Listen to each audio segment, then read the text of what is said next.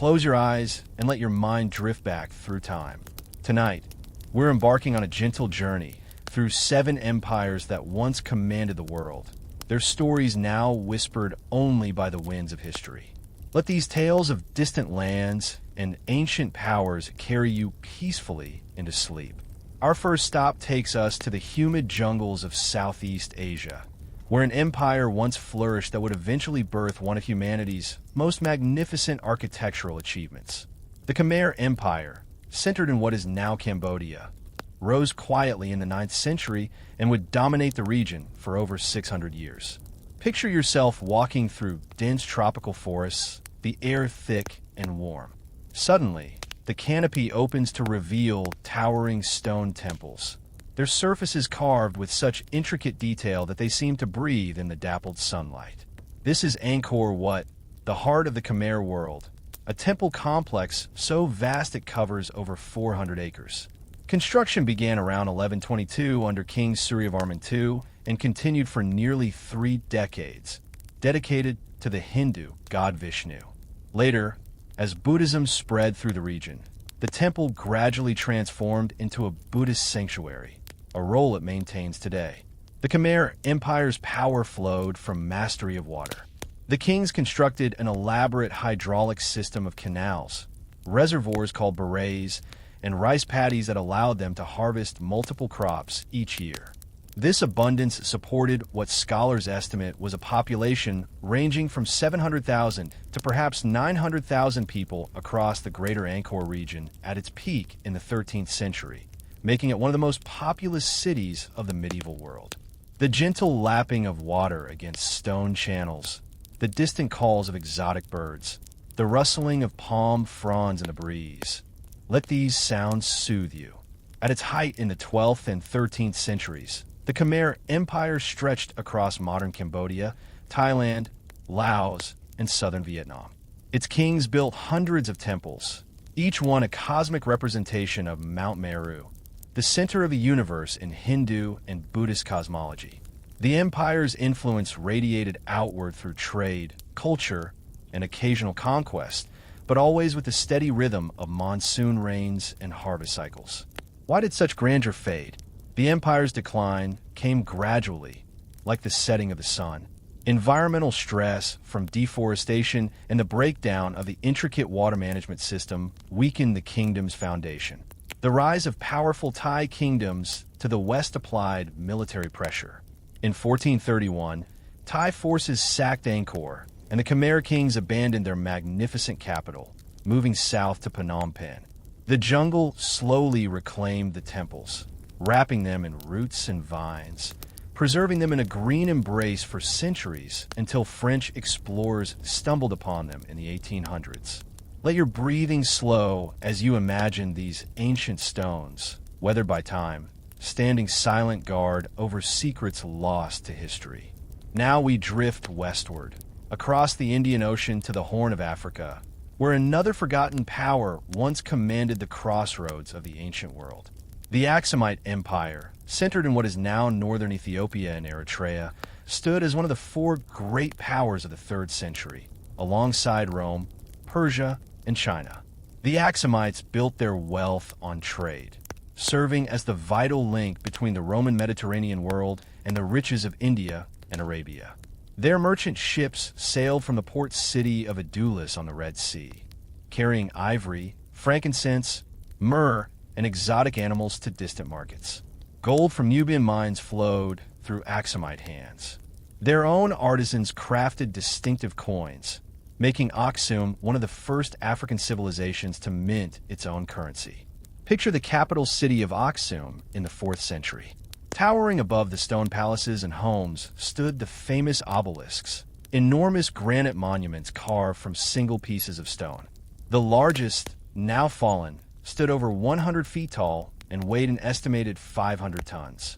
How ancient craftsmen quarried, shaped, and erected these massive structures remains partly mysterious, adding to their dreamlike quality. Imagine the shadows these monuments cast in the golden afternoon light, slowly lengthening as the day faded into peaceful evening. King Izana, who ruled in the 4th century, converted to Christianity, making Aksum one of the first Christian kingdoms in the world. The empire became a guardian of early Christianity in Africa, a role Ethiopia proudly maintains today. Ancient churches were carved directly into living rock, their interiors cool and dark, lit only by flickering oil lamps and thin shafts of sunlight. The sound of Guizi chants, an ancient Semitic language still used in Ethiopian liturgy, would have echoed off stone walls. But empires, like all things, must change. Climate shifts reduced rainfall, undermining the agricultural base. The rise of Islam in the 7th century cut Aksum off from its Mediterranean trading partners as Muslim powers came to dominate the Red Sea trade routes. The empire's influence contracted, its people moving southward into the Ethiopian highlands, where their descendants would establish new kingdoms.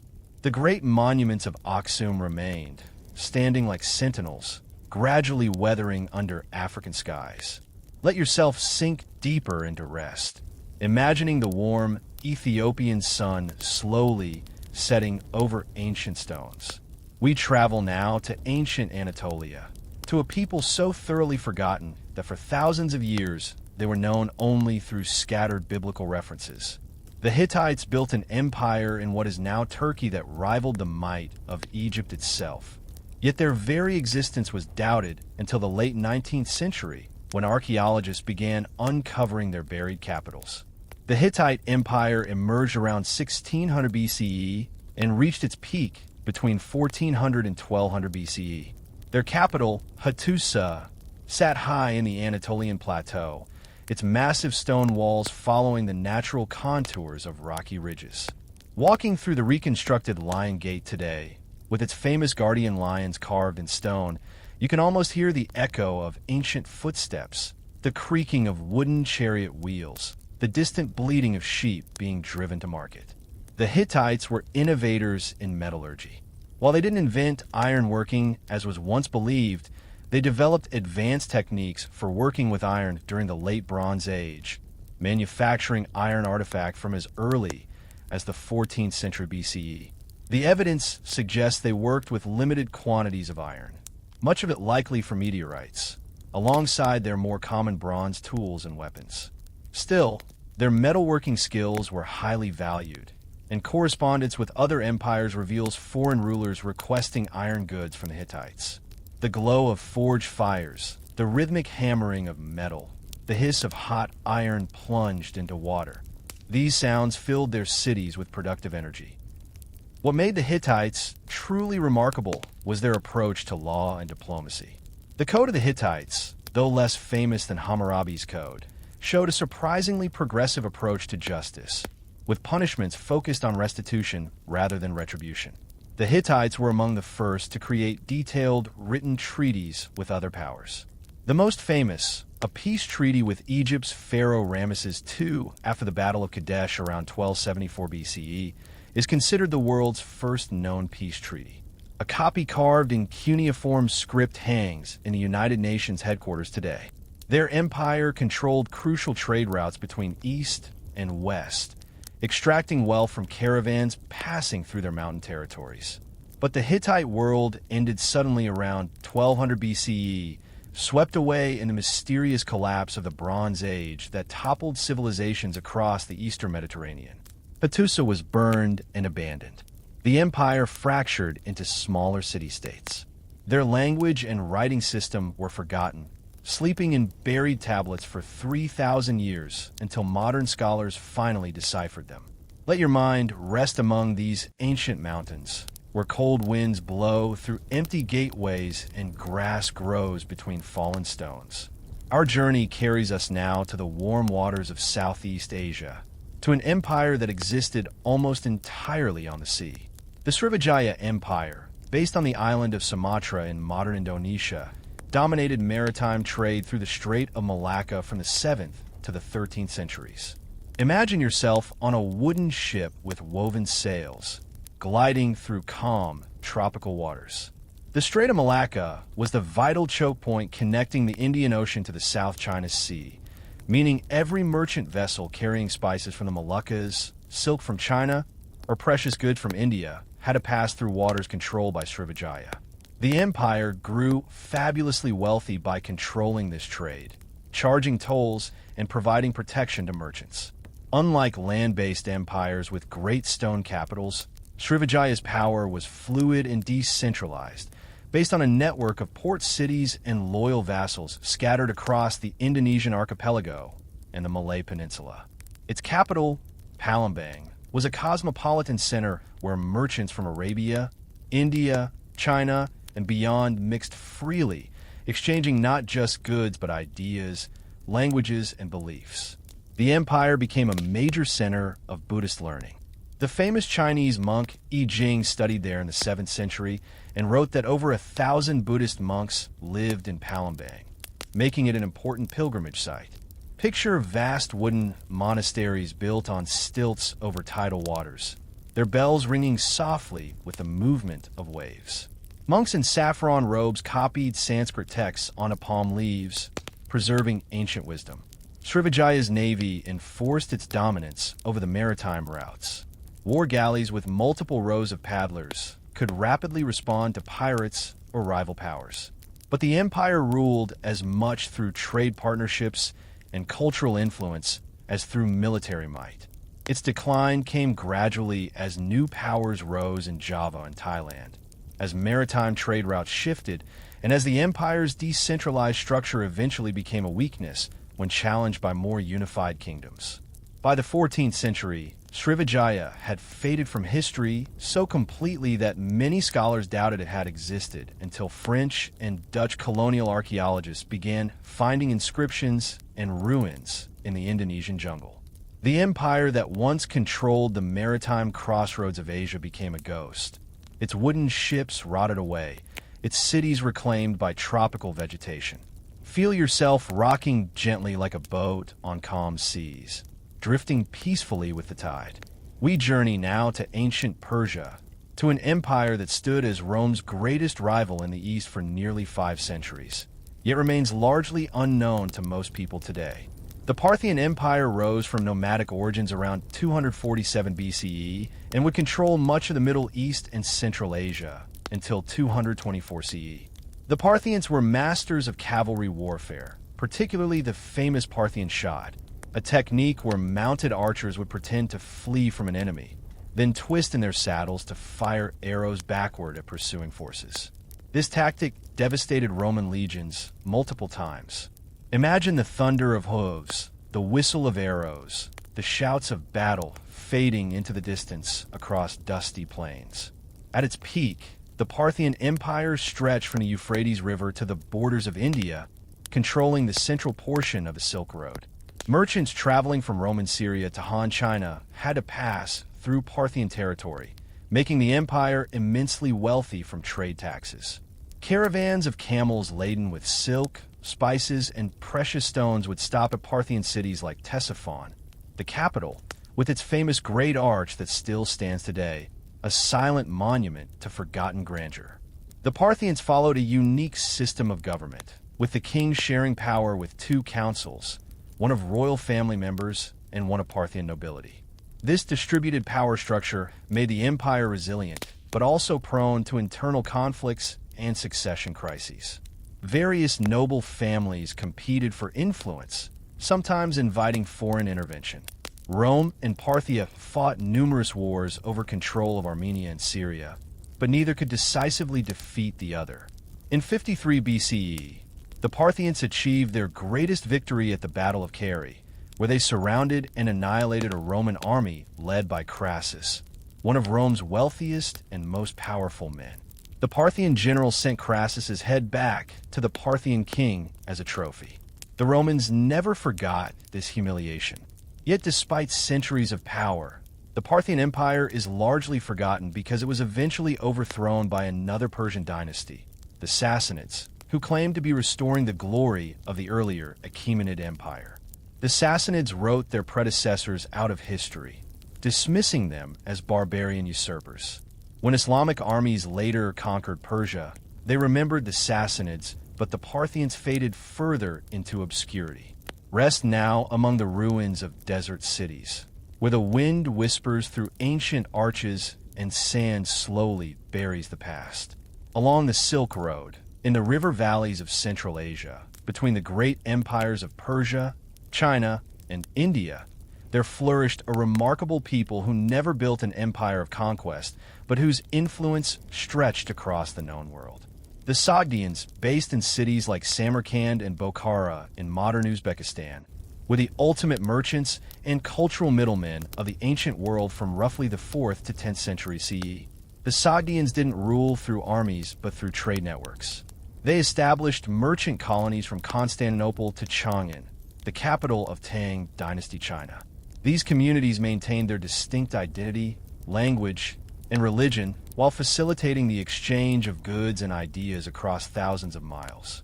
Picture a Sogdian merchant's house in a Chinese city, where silk carpets from Persia might lie beside porcelain from China, while the family communicated in their own language and worshipped at their own Zoroastrian or Buddhist temple. Sogdian was the lingua franca of the Silk Road, the language of international commerce. Their alphabet was adapted from Aramaic, and they wrote on paper, parchment, and wooden tablets.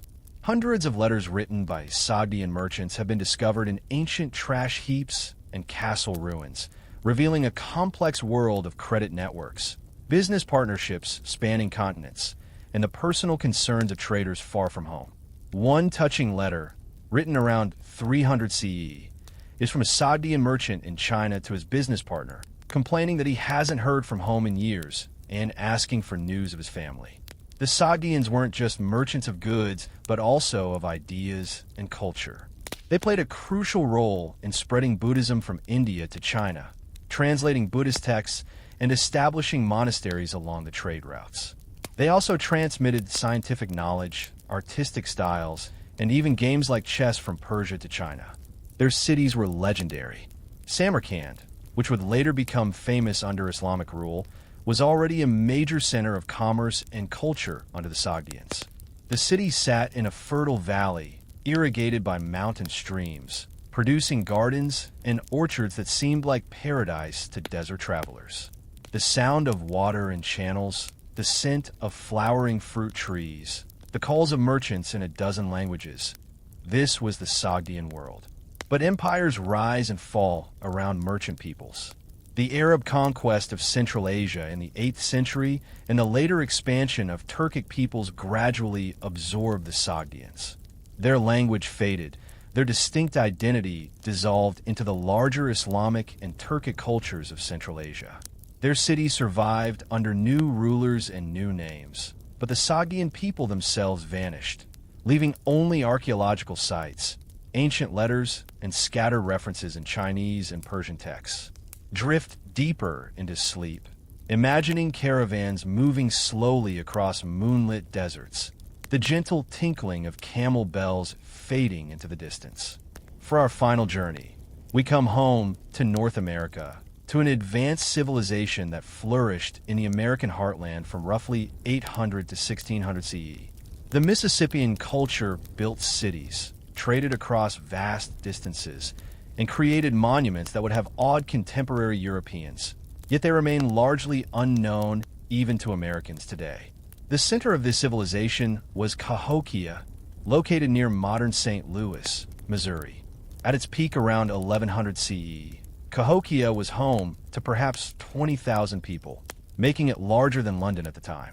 The city was dominated by massive earthen pyramids called mounds, the largest of which, Monk's Mound, covers 14 acres at its base and stands 100 feet tall, built entirely through human labor carrying baskets of earth.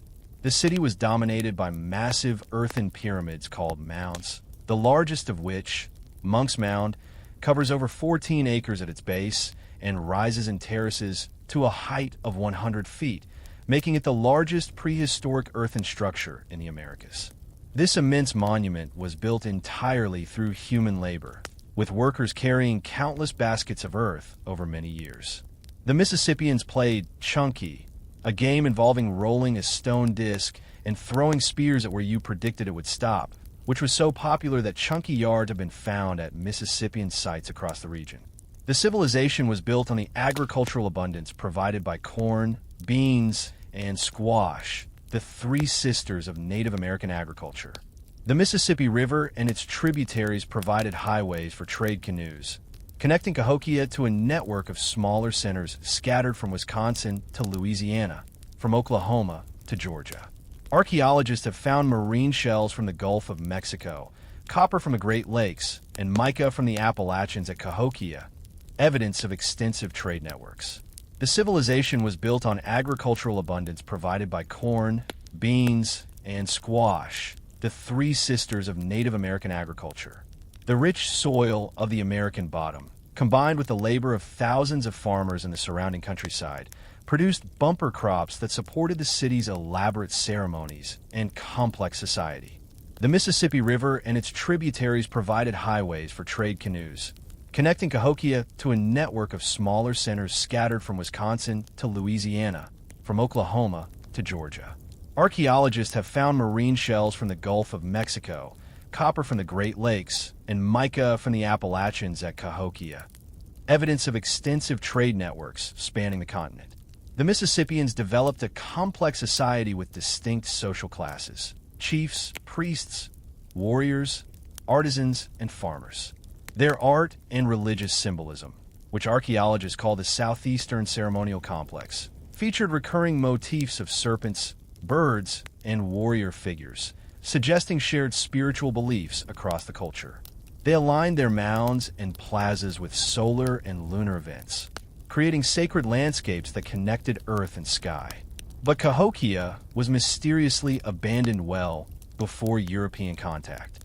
The city's population began declining in the late 1100s and 1200s. By 1350, the Great Mound stood largely empty. The reasons remain debated among scholars, perhaps environmental stress from deforestation and soil depletion, climate changes including droughts and cooling temperatures that made it harder to produce abundant maize crops, political troubles, or some combination of these factors. By the time French explorers arrived in the 1600s, the Great Mound stood empty. Early European settlers, unable to believe Native Americans had constructed such impressive monuments, invented fanciful theories about lost tribes or wandering peoples from across the ocean. Only in the 20th century did archaeologists fully recognize Cahokia as an indigenous American achievement. Yet the story doesn't end with abandonment. Evidence suggests Native American groups continued to use the area in smaller numbers into the 1700s, and today descendants of the Mississippian peoples, including the Chickasaw and Osage nations, still honor their connection to this sacred place. As you drift into sleep, imagine standing on top of Monk's Mound at sunset, looking out over a peaceful valley where a great civilization once thrived, now returned to quiet farmland and forest. The wind rustles through prairie grass growing over ancient plazas. The sun sets over the great river that gave this culture life. All is peaceful. All is still. 7 empires, 7 stories of ambition, achievement, and the inevitable passage of time.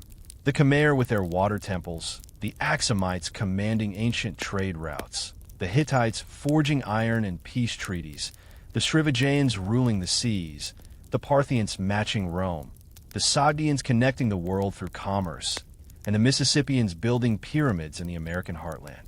Each rose, flourished, and faded. Their monuments weathered. Their languages went silent.